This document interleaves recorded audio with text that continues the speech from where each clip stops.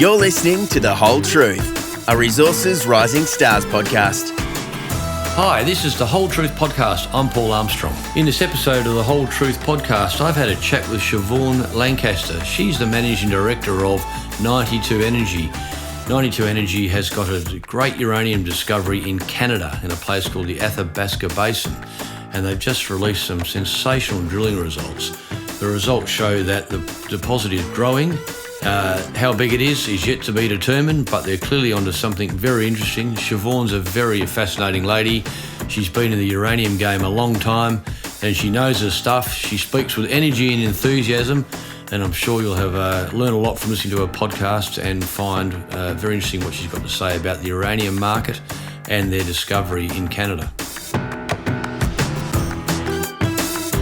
Siobhan, some spectacular results. I mean, what have you just announced? Tell us about it. Thanks, Paul. Well, actually, they really were spectacular.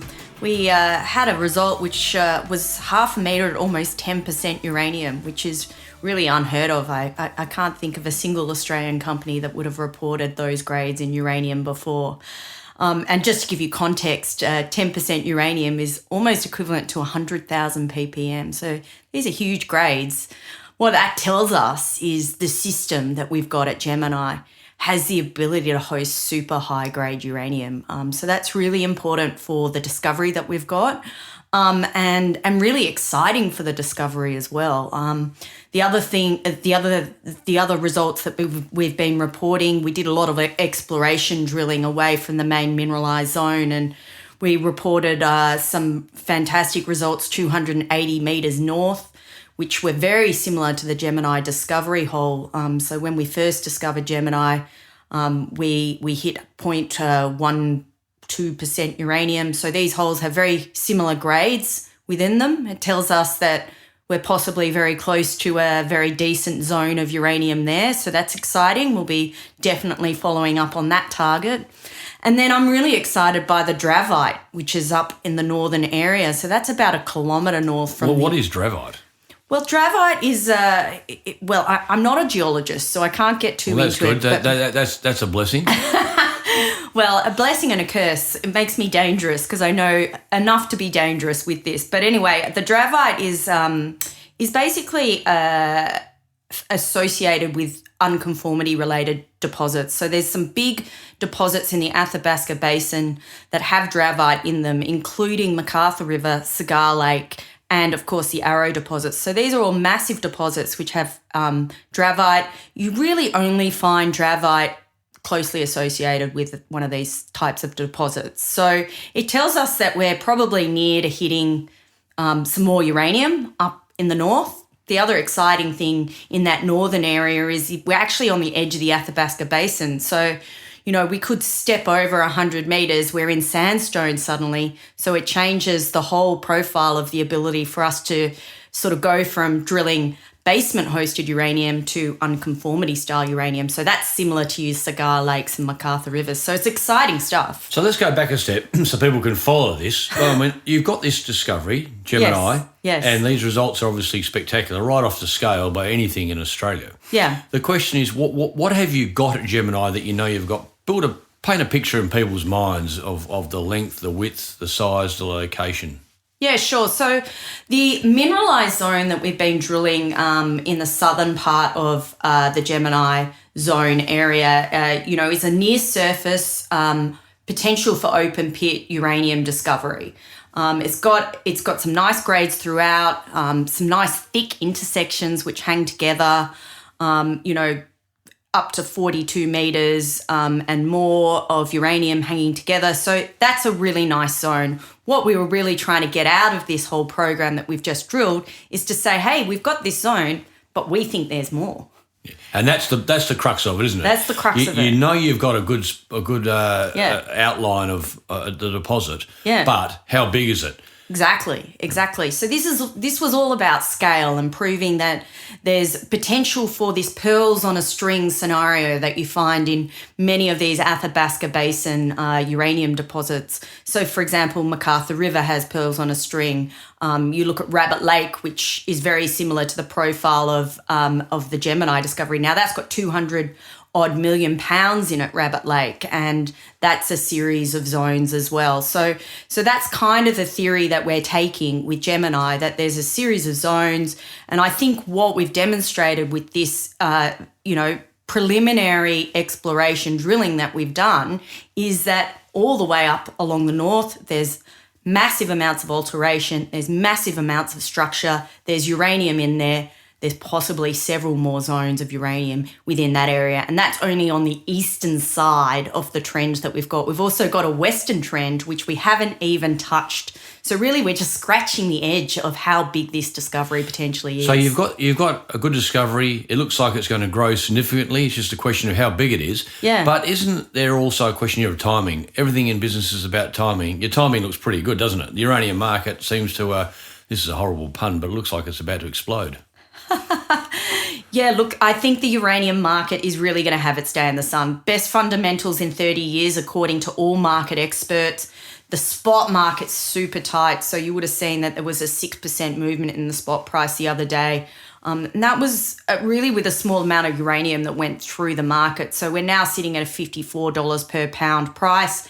You're seeing Cameco contracting. The floors of those contracts have significantly increased. And then they've got some really good ceiling prices attached to those as well. And you're seeing a market where the utilities aren't even at full replacement rate. So huge amount of contracting occurring without full replacement rate tells us that at some point when that replacement rate happens, there's going to be a massive amount of... It's a very cyclical industry, though, isn't it? A cyclical commodity, and it's been in the doldrums for a long time. And what we all know about all commodities, of course, is that the darker the downturn, or the deeper the downturn, rather, the better the upturn. And uranium has been out of favour for a long time, hasn't it? So presumably little or no investment in new capacity, and that's what we're beginning to see. Yeah, I mean, there's a 10-year lack of investment in exploration and development. So really, the only new mine that has been built in all of these years is the Husab uranium mine in Namibia.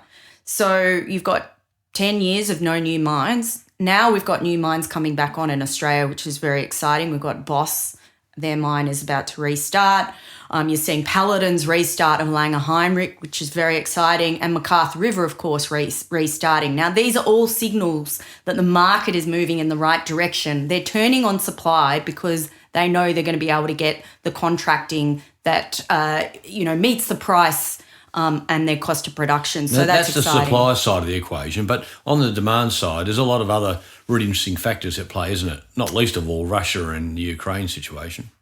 Yeah, on the demand side, I mean, what's happened on the demand side is all the governments around the world have turned effectively pro-nuclear. I will say there is an exception there, and that would be Germany and Australia, but the rest of the world has turned really pro-nuclear. You've seen Europe classified uranium or nuclear as part of the green taxonomy. You're seeing it classified as green all around the world, in the US, in Canada. And then you're seeing extensions of nuclear power plants. So particularly in Japan, they've just extended their nuclear power plants. They're restarting all their power plants there. And of course, that's where the Fukushima disaster occurred. So they're switching back on. And they're even going down the track of building new nuclear powered. Why? Why are all these countries saying we want more nuclear power? Well, there's two main reasons. The first reason is security of supply. So of energy supply. Of energy supply, right? And the second real reason is it's solid baseload energy, which doesn't emit carbon. So it's a perfect solution if a country wants to decarbonise.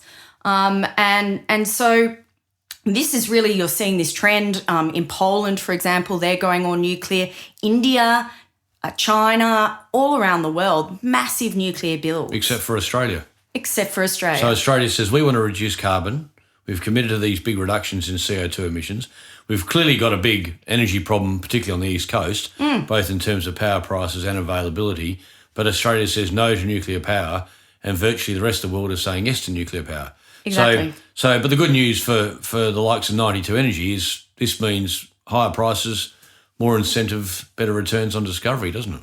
Yeah, absolutely. So you're seeing short-term movements in the uranium price, mid-term movements in the uranium price, and long-term movements in the uranium price. So really, you're really starting to see it flow through all the way through the cycle. So it's a very exciting time for the market. In fact, it's far more exciting than the last cycle, which I was involved in. So it's a great to be part of it. It's a feel-good industry as well, because we really are helping the world to achieve its goals of decarbonisation. Now, you're off to Palm Springs. Presumably there's no uranium to be found in Palm Springs. What are you doing?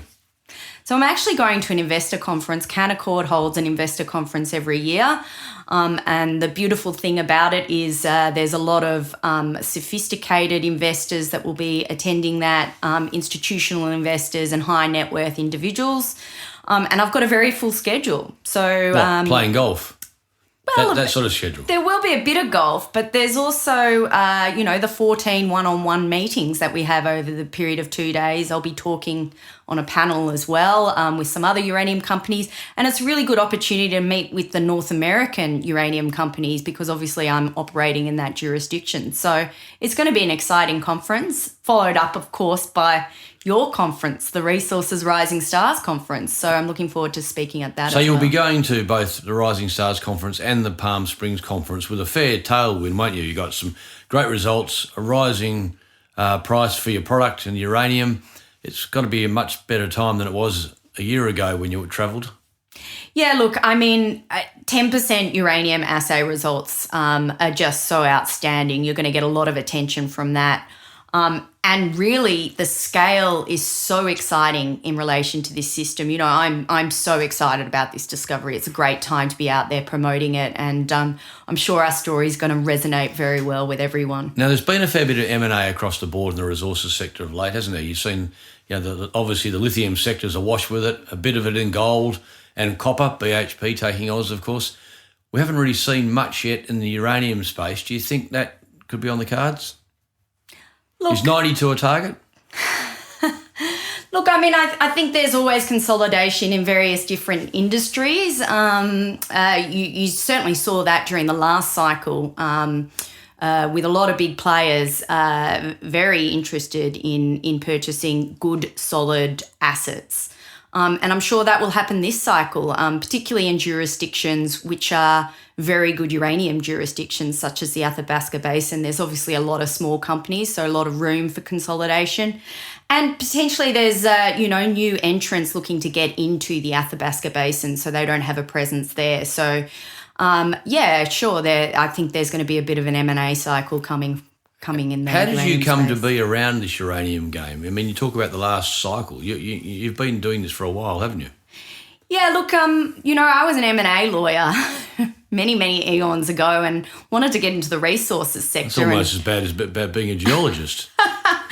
Yeah, I wanted to get into the resources sector, and there was a job going for a uranium exploration company. So I thought that was a very good opportunity. I started working with them. And then, of course, Extract Resources, who had the Husab uranium project, were looking for a company secretary with M&A experience. So I had both, uranium experience and M&A experience. And despite my age, it made me a good sort of option for that role. So that was a brilliant opportunity. Of course, we exited Extract for $2.2 billion. We sold that to CG MPC. That was a tremendous asset in Namibia. And, I'm very hopeful that 92E is Extract times 2. It'd be great.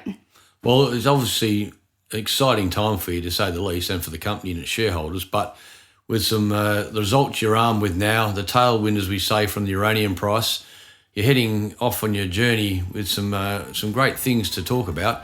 So it's been fantastic. Thanks for joining us today. We look forward to seeing where the journey goes to. And I look forward to seeing you on the Gold Coast for the Rising Stars Conference in a week or two's time. Thanks very much. You've been listening to The Whole Truth, a Resources Rising Stars podcast, produced by Resource Media, hosted by Paul Armstrong for Reed Corporate. Please note that Reed Corporate does not provide investment advice, and investors should seek personalised advice before making any investment decisions.